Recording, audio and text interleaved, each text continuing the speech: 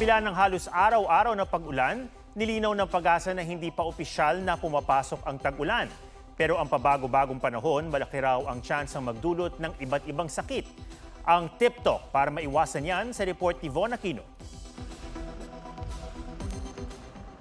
Mainit at maalinsangan sa umaga, pero biglang umuulan pagsapit ng hapon.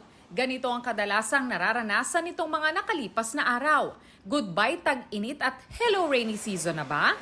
Paglilinaw ng Pag-asa DOST, hindi pa. Pero may mga senyales na nila na malapit na ang tag-ulan, tulad ng pagpapalit ng wind system at pagkakaroon ng isolated, localized thunderstorm. Ayon sa Pag-asa, hanggang June 15, posibleng ideklara na ang onset ng tag-ulan depende sa mga resulta ng monitoring nila sa western section ng bansa. At least 50% ng mga istasyon na yon ay kailangan magkaroon siya ng at least 25 millimeters of rain in total kung titingnan natin yung sunod-sunod na 5 araw.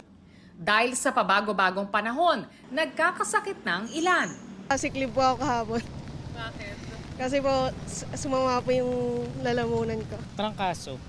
Yun, yung kadalasan. Actually, mga 2 weeks ago. And then, sa ngayon, parang pagaling pa lang eh. Sabi ng Department of Health, nakaaapekto ang humidity sa hangin, sa ilong, lalamunan at balat. Yung mga may hika, siguro mas makakaroon sila ng mga atake dahil nagkakaroon ng tinatawag na hyperreactivity. Yung pong ating mga kababayan na sensitives, minsan nagkakaroon ng reaction yung kanilang balat. Nagkakaroon tinatawag namin na urticaria or nagkakaroon siya ng pangangati, nagkakaroon ng mga ibang eczema. Nariyan din daw ang pagkakaroon ng allergy at trangkaso.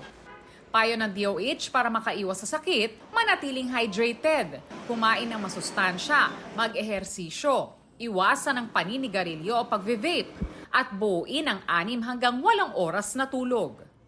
Von Aquino, GMA News.